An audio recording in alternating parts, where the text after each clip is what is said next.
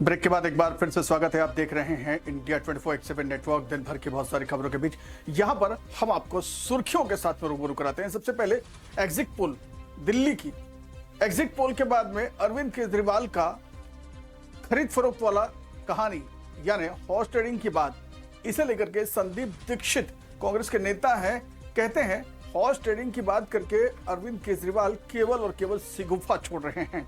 क्या आपको पता है कि आपका विधायक कौन बन रहा है? क्या आपको यह पता है कि आपके कितने विधायक बन रहे हैं? क्या आपके पास में 50-55 के यदि विधायक हैं, मान लीजिए बीजेपी को 40-45 विधायक आते हैं तो उससे क्या फर्क पड़ने वाला है? मान लीजिए कांग्रेस को भी 40-45 विधायक आ जाते हैं, इससे क्या फर्क पड़ने वाला है? लेकिन इस तरह की बातें करके आपको जब एग्जिट पोल पर भरोसा ही नहीं है तो इन सब बातों का कोई औचित्य रहता ही नहीं, ऐसा संदीप दीक्षित अरविंद केजरीवाल के लिए कह रहे थे। क्या आपको भी ऐसे फोन कॉल आ रहे हैं? देखो, इनके ऐसे रहस्य हैं जो रहस्य रह जाते हैं, कभी सबूत नहीं मिलता, इनका कभी कोई रहस्य सामने नहीं आता। और जो इनके रहस्य सामने आते हैं शराब का और चीजों का, उस पे ये फंस जाते हैं बहुत बुरी तरह। तो इनका रहस्य जो है बिल्कुल मजाक बन गया है। मैं दूसरी चीज ये भी कहूंगा, भाई कौन से विधायक को फोन जा रहा है, अभी को पता है कौन विधायक होगा? टेक्निकली देखें तो भले तनख्वाह में वो लोग विधायक हों, अभी तो 1-2 दिन में असेंबली डिसॉल्व हो जाएगी, कल पता चलेगा कौन विधायक आया है। तो अगर किसी पार्टी को पैसा देना भी है, और मैं ये नहीं कह रहा हूँ कि बीजेपी नहीं देती, बिल्कुल देती है, हमारे विधायक भी खरीदे और पार्टी में भी गड़बड़ की है उन्होंने, लेकिन वो किसको फोन करेंगे पता तो चले, फिर फोन करने की जरूरत है क्या? अब जैसे ये कह रहे हैं कि हमारी 55 सीटें आ रही हैं, केजरीवाल जी ने कहा, तो 15 विधायक ले भी लेंगे तो क्या होगा? आप तो 40 में फिर भी सरकार बनाओगे, तो किस बात की चिंता है? अरे कुछ तो तर्क से बात करो यार, और इतने क्यों घबराए हो? ये नहीं मुझे समझ में आ रहा, घबराए क्यों इतने? सवाल तो सर ये है कि वो 16 कौन से विधायक हैं जिनके पास कॉल आया, वो क्यों नहीं? सर वही तो मैं कह रहे हैं, वो 16 कौन है, कौन सी कॉन्स्टिट्यूंसी में है, क्या वो जीत रहे हैं, क्या वो नहीं जीत रहे हैं, ये बिना कोई विधायक बने क्यों कॉल आएगा? मैं मान सकता हूँ कल 12-1 बजे की बात हो, इनके पता चल रहा हो कौन से विधायक जीत रहे हैं, कांटे का खेल हो, 12-10 5-7 सीटें ऊपर नीचे जा रही हो तो कोई फोन करे। अरे तुम्हारी अगर 55-60 आ रही हैं तो फोन करने का कोई मतलब नहीं, बीजेपी की 45-50 आ रही हैं, फोन करने का कोई मतलब नहीं, कांग्रेस की 40 आ रही हैं, कोई फोन करने का मतलब नहीं, तो क्या मतलब है फोन करने का? वो जो बात कह रहे हैं इसका सीधा मतलब ये हुआ कि जो भी पार्टी कॉल कर रही है, कॉल करने वाली पार्टी को पता हो कि ये 16 जीतने वाले हैं, ये कैसे संभव है? ये तो संभव ही नहीं है। दूसरा ये शगुफा है, ये अंदर के फ्रस्ट्रेशन है, हताशा है, इस कारण से ये सब बयान देते हैं। आप चलो भाई, आप क्या कहते हैं, एग्जिट पोल आपको विश्वास नहीं है, आप उस पर कमेंट दे दो, ये सब क्या? हाँ, ये आप जरूर कह सकते हैं कि हम अपने लोगों को सतर्क रखेंगे, वो वाजिब है। आप कहोगे भाई हम अपने विधायकों को सुरक्षित रखेंगे, जिस पर उन पर डोरे ना डाले जाए, वो सब एक्टिविटी ठीक है। 15 करोड़ दे दिया, पहले कहा जहर है जमुना जी में, उसका कुछ नहीं मिला, ये शोभा नहीं देता है ऐसे व्यक्ति को जो 10 साल सीएम रहा हो। लेकिन इस चुनाव में कैसे फोन कॉल आपके पास भी आ रहे हैं? नहीं, मेरे पास तो नहीं आए, मेरे पास तो बिल्कुल नहीं आया, न किसी का फोन आया, ना भारतीय जनता पार्टी का किसी का आया, ना आम आदमी पार्टी का किसी का आया, मेरे पास तो कोई फोन नहीं आया अभी तक। आशा करें। चलिए, वहीं दूसरी तरफ संदीप दीक्षित की ही तर्ज पर भारतीय जनता पार्टी के सांसद जगन्नाथ सरकार का भी एक बयान आता है। वो ये कहते हैं कि आम आदमी पार्टी के राष्ट्रीय संयोजक यानी अरविंद केजरीवाल डरे हुए हैं। उन्हें पता चल गया है कि सरकार नहीं बन रही है, और ऐसी स्थिति में सरकार न बनने की वजह से वो इतने घबराए हुए हैं। उनको ये पता है कि जैसे ही भारतीय जनता पार्टी की सरकार बनेगी वो जेल में होंगे और कभी बाहर नहीं निकल पाएंगे, लिहाजा इस तरह की बातें वो कर रहे हैं। केजरीवाल जी ने ट्वीट किया और उन्होंने बोला कि बहुत सारी एजेंसीज जो है वो बीजेपी को ज्यादा दिखा रही है, और बीजेपी क्यों इतना डर रही है, जब उनको लग रहा है कि वो उनकी आ रही है तो क्यों हमारे एमएलए को कॉल करके बोल रहे हैं इधर आ जाओ। क्या कहना है इसमें आपका? देखिए, इसलिए तो केजरीवाल ही डर गया, वो कौन क्या दिखा रहा है, इतने उनका जो विश्वास है, तो क्यों डर रहा है? क्यों? भाजपा जीतेंगे इस बार, इसलिए केजरीवाल डर गया। ये बात, इसका लक्षण ये बोल रहा है। सर, बार बार केजरीवाल जी सवाल उठाते हैं कि वो बीजेपी जो है वो डराती है लोगों को, तो करती है, और वो हमारे एमएलए को लाना चाह रही है। तो क्या लग रहा है, वो जो एग्जिट पोल है उसको भी बोल रहे हैं कि ये झूठे हैं, ये सब नहीं है, लोकसभा में भी ऐसा था। डर के बाद वही बोलते जो डरते हैं कि वो जेल में घुस गया और भी चोरी किया, जितना घोटाला किया, इसलिए बार बार केजरीवाल डर के बात कहता है, डराते हैं। जिनका पास हिम्मत है कभी गलत नहीं काम किया और डर के बात नहीं बोलते, इसलिए केजरीवाल बार बार डर के ही बात बोलते हैं। सर, कल संदीप दीक्षित जी ने भी कहा कि हो सकता है बीजेपी तोड़फोड़ करती हो, बट जरूरी थोड़ी ना है कि एमएलए सिर्फ वही बनेंगे, फिर इसमें डर किस बात का है? हाँ, इसी तो असली मुद्दा है। वो जो बोला सच बोला, तो डर का बात तो कुछ नहीं है। तो इस बार असली डर है, जो गलत काम किया, जितने घोटाला किया केजरीवाल, वो बार बार इसलिए डर के बात कर रहा है। भाजपा आ जाएंगे, इसके बाद तो इंक्वायरी होने का बाद वो तो फंस जाएंगे, अगली लाइफ टाइम वो जेल में। तो देखिए, दो अलग अलग पार्टियां, भारतीय जनता पार्टी और कांग्रेस, दोनों ही ये बात कह रहे हैं कि ये अरविंद केजरीवाल का सिर्फ एक शिकूफा है। वहीं दूसरी तरफ आम आदमी पार्टी की राष्ट्रीय प्रवक्ता प्रियंका कक्कड़ का भी यही कहना है, यस, ये शिकूफा है। यानी वो ये कह रही हैं कि इस बात को ये मान के चलिए कि अच्छे संकेत सामने हैं, शुभ संकेत सामने हैं। 2013, 2015 और उसके बाद 2020 जब हम एग्जिट पोल से बाहर रहे, यानी एग्जिट पोल में हमें नहीं दिखाया गया, तब हम जीतकर प्रचंड बहुमत से जीत के आए हैं। साथ ही साथ वो ये कहती हैं कि भारतीय जनता पार्टी तो हमारे कार्यकर्ताओं को भी नहीं बरगला सकती, नहीं खरीद सकती, ये तो हमारे नेता हैं, खरीदने का सवाल ही पैदा नहीं होता। बताए जा रहे हैं कि जो बीजेपी है वो आपके जो कैंडिडेट्स हैं उनको पैसे देकर अपनी तरफ करने की कोशिश कर रही है, हॉर्स ट्रेडिंग के एलिगेशन लगाए जा रहे हैं। संजय सिंह ने भी सेम बात कही है, कैसे देखते हैं आप? देखिए, भाजपा को लगता है कि वो फर्जी सर्वे कराकर एक माहौल तैयार कर उसके बाद वो नेगोशिएट कर पाएगी हमारे नेताओं से, हमारे मंत्रियों से। मैं भाजपा को बताना चाहती हूँ कि नेता मंत्री तो छोड़िए, हमारे कार्यकर्ता, आप उनको भी नहीं तोड़ पाएंगे। अरविंद केजरीवाल जी के सच्चे सिपाही हैं हम लोग। ये कल मुकेश अलावत जी ने, जो हमारे मंत्री हैं, उन्होंने बकायदा ट्वीट करके वो नंबर भी बताया जिससे उनको कॉल आ रही है कि 15 करोड़ ले लो, भाजपा में शामिल हो जाओ, तुमको और बड़ा पद दे देंगे। पर ये कुछ नहीं चलने वाला भाजपा का दिल्ली में। ये सब दिखा रहे हैं कि बीजेपी की बढ़त दिखा रहे हैं कि बीजेपी इस इलेक्शन में आ रही है और आप हार रही है, और अभी एलिगेशन भी जैसे देखने को मिल रहे हैं, तो कैसे देखते हैं आप कि कल क्या रिजल्ट आने वाला है? देखिए, मुझे लगता है कि बहुत शुभ होता है कि जब हम एग्जिट पोल में नहीं आते। हम 2013 के एग्जिट पोल में नहीं दिखे, हम 2015 के एग्जिट पोल में नहीं दिखे, हम 2020 के एग्जिट पोल में नहीं दिखे, और इस बार भी हम एग्जिट पोल्स में नहीं दिख रहे। ये बहुत शुभ संकेत है। हर बार हमने प्रचंड बहुमत से सरकार बनाई है जब हम एग्जिट पोल में नहीं दिखते। This time will be no different. बताए जा रहे हैं कि जो बीजेपी है वो आपके जो कैंडिडेट्स हैं उनको पैसे देकर अपनी तरफ करने की कोशिश।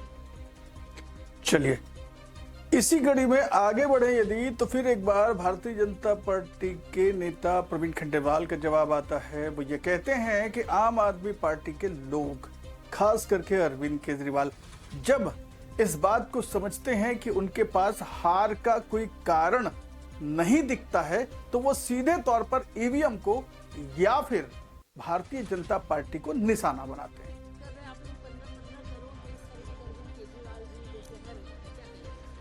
देखिए, अरविंद केजरीवाल और आम आदमी पार्टी पिछले 10 सालों में नए और इनोवेटिव झूठ डेवलप करने की मशीन बन गए हैं। रोज एक नया झूठ वो डेवलप करते हैं, क्योंकि हमने देखा है 10 साल में उन्होंने कभी भी किसी भी फेलियर की जिम्मेदारी ली नहीं है। अब जब वो दिल्ली विधानसभा का चुनाव हार रहे हैं, तो वो इस खेल में आज से और अभी से जुट गए हैं। आज उन्होंने आरोप हमारे ऊपर लगाया है, कल वो ईवीएम पर आरोप लगाएंगे, परसों चुनाव आयोग पर आरोप लगाएंगे, और फिर न मालूम किन किन पर आरोप लगाएंगे। लेकिन उनके आरोपों में कोई दम नहीं है, बेसलेस आरोप है। और निश्चित रूप से भारतीय जनता पार्टी दिल्ली में भारी बहुमत की सरकार बनाने जा रही है, और हम दिल्ली में विकास की नई कहानी लिखेंगे। हम बड़े बहुमत से सरकार बनाने जा रहे हैं। कल तक रुक जाइए, नंबर सामने आ जाएंगे। चलिए, वहीं दूसरी तरफ, एक तरफ अरविंद केजरीवाल कहते हैं कि हॉर्स ट्रेडिंग की संभावना है, वहीं दूसरी तरफ गोपाल राय कहते हैं कि हमारी सभी सदस्यों के साथ, कार्यकर्ताओं के साथ, नेताओं के साथ कार्यकारिणी की बैठक होती है। हमने जो आंकड़े प्राप्त किए उसके अनुसार हम 50 से ज्यादा सीटों पर जीत रहे हैं। और कोशिश करेंगे कि किसी भी तरीके से काउंटिंग के दरमियान यानी गिनती के दरमियान ऑपरेशन लोटस जैसी कोई कहानी न बन पाए। आज अरविंद केजरीवाल जी के नेतृत्व में आम आदमी पार्टी के सभी जो उम्मीदवार थे उनकी बैठक हुई है। बैठक में ये सभी उम्मीदवारों ने जो अपनी रिपोर्ट दी है वो रिपोर्ट साफ साफ बता रही है दिल्ली के अंदर आम आदमी पार्टी 50 से ज़्यादा सीटों पर कन्फर्म जीत हासिल करने जा रही है। करीब 7-8 सीटों पर काफ़ी क्लोज फाइट दिख रही है। आम आदमी पार्टी को दिल्ली की जनता ने सरकार बनाने के लिए अपना मैंडेट दिया है और आम आदमी पार्टी दिल्ली के अंदर सरकार बनाएगी। जिस तरह से लगातार एग्जिट पोल के द्वारा गाली गलौज पार्टी एक माहौल बनाने की कोशिश कर रही है और ऊपर से तो माहौल बनाने की ये कोशिश की जा रही है कि दिल्ली में उनकी सरकार बन रही है, लेकिन अंदर से उनकी हार की हताशा इस बात को दिखा रही है। कई विधायकों ने, कई कैंडिडेट्स ने ये सामने तथ्य रखा है कि किस तरह से उनको लगातार फोन किए जा रहे हैं और कहा जा रहा है पैसे ले लो और भारतीय जनता पार्टी ज्वाइन कर लो, हम मंत्री बना देंगे। जो सारे तथ्य सामने दिख रहे हैं वो इस बात के साफ संकेत दे रहे हैं कि एक एग्जिट पोल के द्वारा साइकोलॉजिकल प्रेशर बना करके ऑपरेशन लोटस चलाने की कोशिश हो रही है। आज सभी प्रत्याशियों को अरविंद केजरीवाल जी ने यह संदेश दिया है, आम आदमी पार्टी सरकार बनाने जा रही है। मजबूती के साथ जैसे चुनाव लड़े हैं आप लोग, उसी तरह से काउंटिंग की तैयारी करें और अब के बाद सभी कैंडिडेट काउंटिंग की तैयारी में लग रहे हैं। कल हम कोशिश करेंगे कि निष्पक्ष तरीके से काउंटिंग हो और दिल्ली के अंदर आम आदमी पार्टी की भविष्य में सरकार बनने के लिए तो हम बढ़ रहे हैं।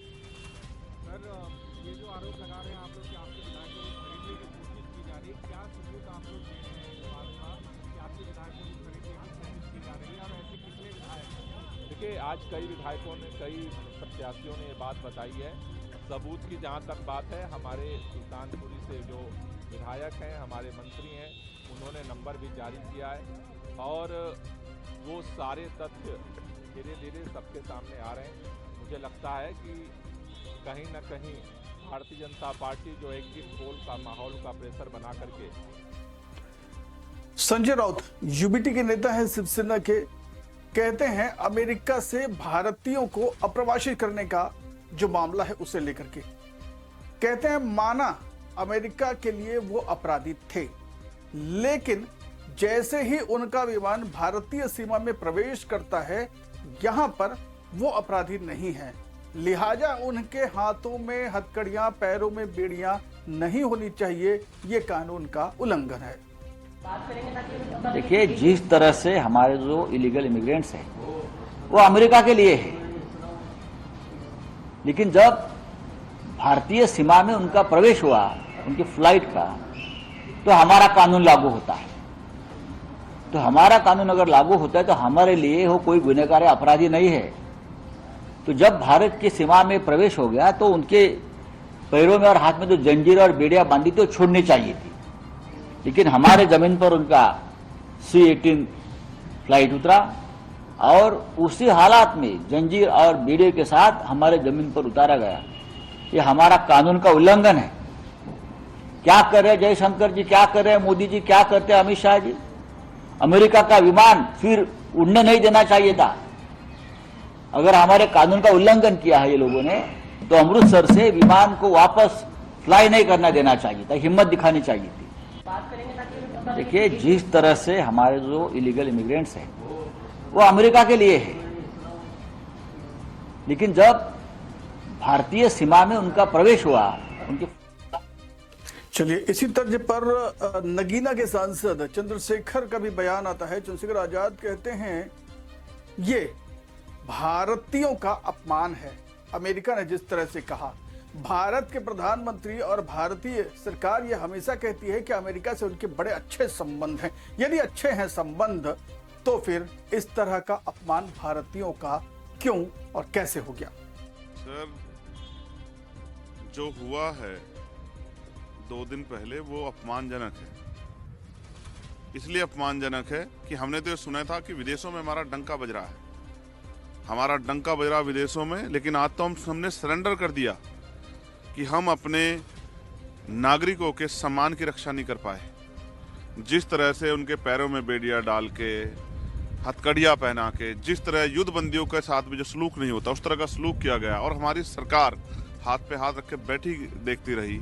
इस तरह की इससे ज्यादा हिम्मत तो मैक्सिको और कोलंबिया के जो है सरकारों ने जुटाई और आंख दिखा के कहा कि हम इस तरह का जो है अपने नागरिकों का अपमान बर्दाश्त नहीं करें। उन्होंने प्लेन भेजा, क्या हमारी हालत उनसे बुरी हो गई कि हम प्लेन नहीं भेज पाए?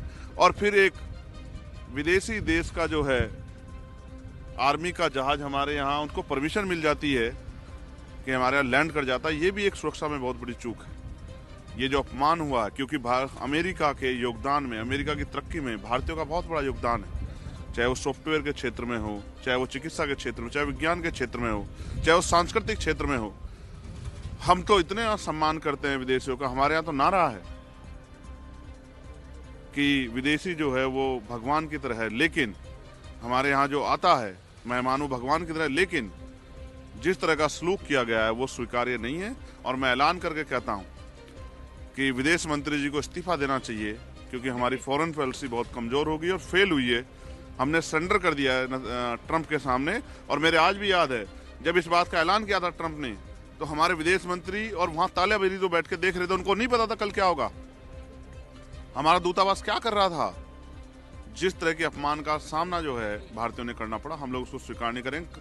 अगर ट्रंप साहब यहाँ कभी भी किसी सार्वजनिक कार्यक्रम में आएंगे तो इस अपमान का बदला हम लोग जरूर लेंगे। हम लोग उनका जो है विरोध दर्ज कराएंगे संवैधानिक तरीके से, जिससे उनको पता लगे कि भारतीय कमजोर नहीं है, सरकार की वजह से भारत का मान नीचा हुआ है। मैं प्रधानमंत्री से आग्रह करूंगा कि आपने तो नमस्ते ट्रंप कराया था, आपने तो लाखों लोगों के साथ ट्रंप का स्वागत किया था और उन्होंने हमारे लाखों लोगों को भेजने का इंतजाम किया है।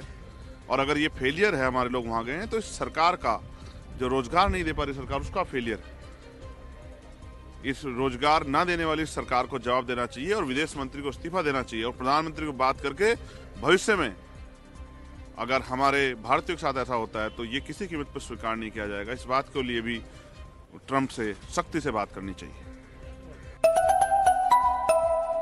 सर, जो हुआ है, चलिए वहीं दूसरी तरफ उत्तर प्रदेश के अखिलेश यादव का भी, यानी समाजवादी पार्टी का भी इसी तर्ज पर बयान आता है। कहते हैं सरकार, भारत सरकार खुद को विश्व गुरु कहते हैं और विश्व के पटल पर भारत का अपमान अमेरिका के द्वारा किया जाता है। भारतीय नागरिकों को अप्रवास करते समय में हथकड़ियां और बेड़ियां लगाई जाती हैं। शोभनीय है क्या? इवेंट देखे थे हम लोगों ने, और ये भारतीय जनता पार्टी वाले लोग कोई दिन नहीं चूकता था जिस दिन ये नहीं कहते थे कि दुनिया में हम कहां पहुंच गए हैं, हम कुछ बन गए हैं, विश्व गुरु बन गए हैं। सोचिए आप, जो लोग दिन भर ये कहने से नहीं चूकते थे कि विश्व गुरु बनने जा रहे हैं, अर्थव्यवस्था उनकी तीसरे नंबर पे पहुंच रही है, वो आजकल कैसे चुप घूम रहे हैं, मौन हो गए हैं। जो विश्व कहने वाले लोग मौन घूम रहे हैं। और जिस तरीके से लोग लौट करके आए हैं, ये कह देना कि पहले भी ऐसे लोग लौटे थे, लेकिन पहले हमारी अर्थव्यवस्था इस जगह नहीं थी, इतना हम अर्थव्यवस्था का डंका नहीं पीटते थे। और कैसे लोग आए हैं जिन्हें शौचालय नहीं जाने दिया, बाथरूम नहीं जाने दिया।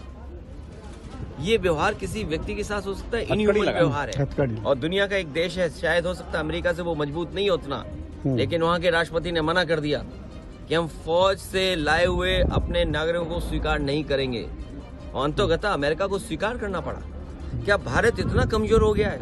क्या हमारा हिंदुस्तान इतना कमजोर है? जब हम हिंदुस्तान का इतना बड़ा बाजार दे रहे हैं अमेरिका को, आप सोचिए नोएडा में न जाने कितना बाजार हमने उनके हाथ में दे दिया होगा। हम कहते हैं हमारे लोग इलीगल पहुंच गए, वहां पे इलीगल इमिग्रेशन हो गया। तो किसकी नाकामी है?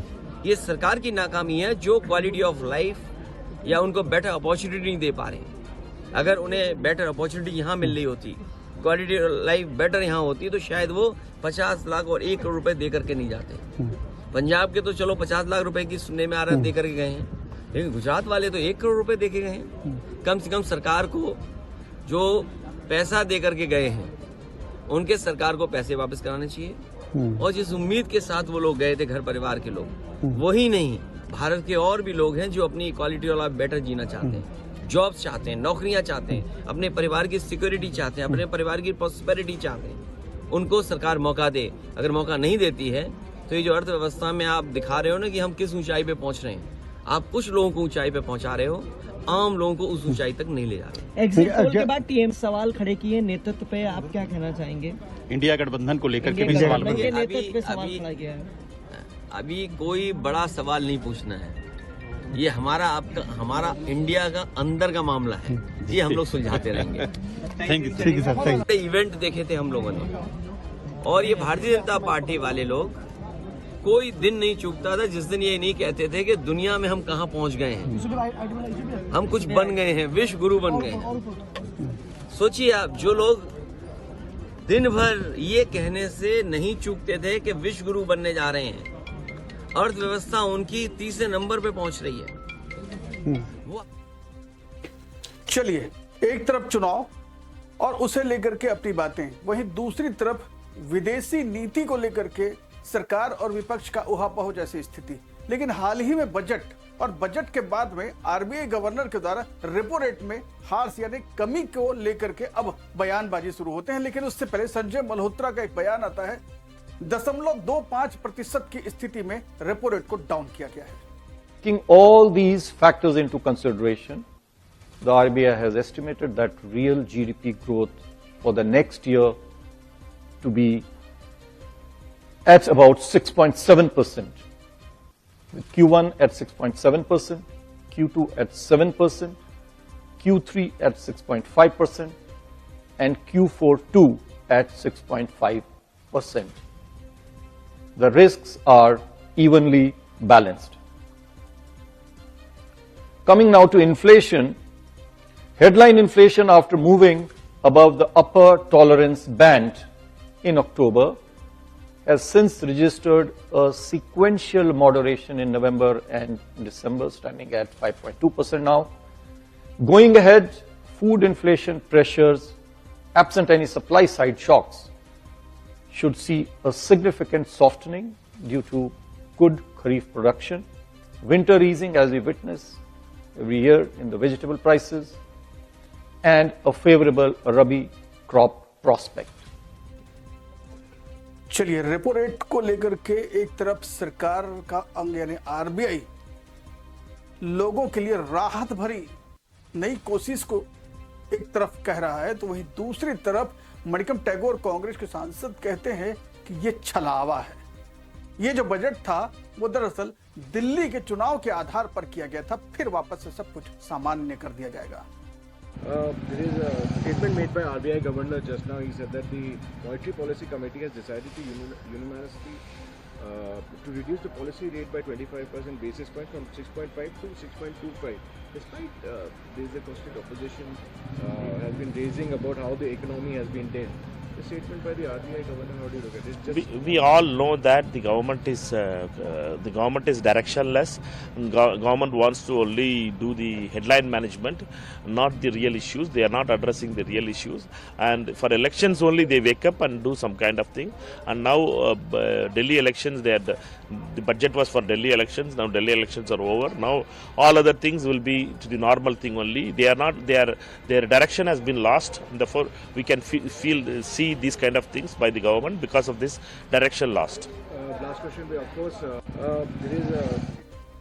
चलिए, वहीं दूसरी तरफ यदि हम कहें तो अर्थशास्त्रीय अभिरूप सरकार का एक बयान आता है। वो ये कहते हैं कि लगता है सरकार रेपो रेट को कम करके यानी नीतिगत जो दर है उसको कम करके दोहरा विकास दर बढ़ाने की कोशिश कर रही है। एक तरफ लोगों के टैक्स को कम किया जाता है तो मांग बढ़ती है, और दूसरी तरफ पूर्ति करने के लिए यदि क्रय और विक्रय की स्थिति में रेपो रेट को 0.25 की स्थिति में कम किया जाता है तो इससे दोहरा विकास दर हो सकता है। It was expected. The growth rate has come down of late. So I think the government is taking a double measure to increase the rate of growth. On the one hand, the budget saw that there was a huge tax cut so that the middle class has more money into their hands which they can spend. That will boost the market from the demand side. On the other hand, from the supply side, if rates are cut, repo rate going down would mean that bank rates will also go down eventually. So that would ease taking of loans. The borrowers would take loans more easily, and not only that, the consumers who have more money now into their hands, they can borrow from the market, they can borrow from banks to buy houses and cars and all these durable goods. So I think it's a double measure taken by the government and the RBI, which was expected.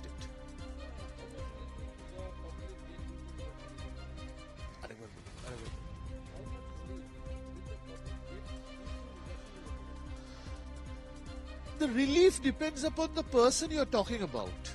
If you are talking about a retired person, then he will be hurt.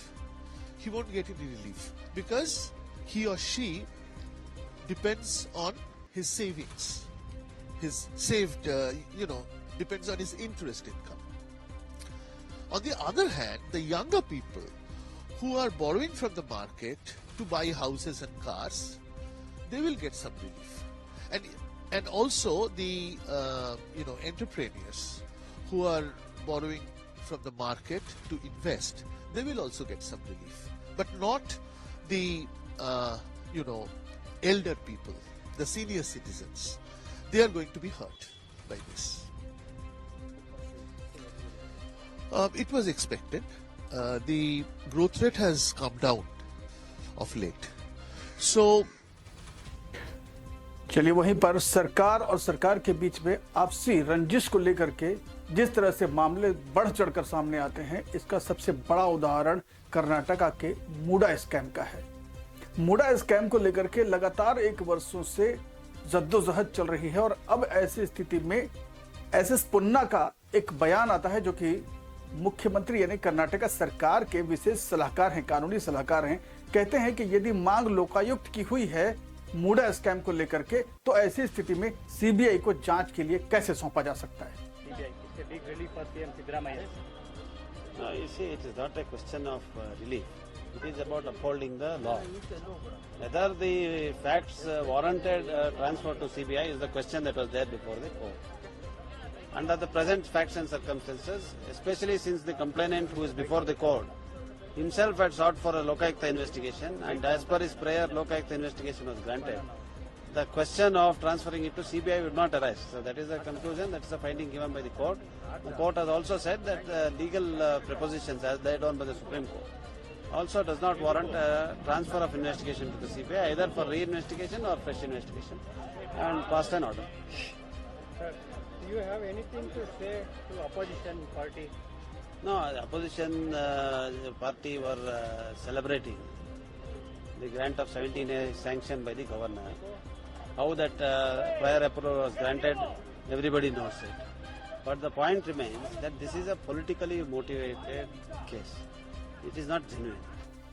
चलिए, लगातार एक के बाद एक अलग अलग सुर्खियों के साथ में हम आपको रूबरू करा रहे थे। वक्त एक छोटे से ब्रेक का, ब्रेक के उस पार जब मिलेंगे बहुत सारी खबरें आपके लिए इंतजार करनी चाहिएगा। मत एक छोटा सा ब्रेक ले रहे हैं, देखते रहिएगा इंडिया 24/7 नेटवर्क।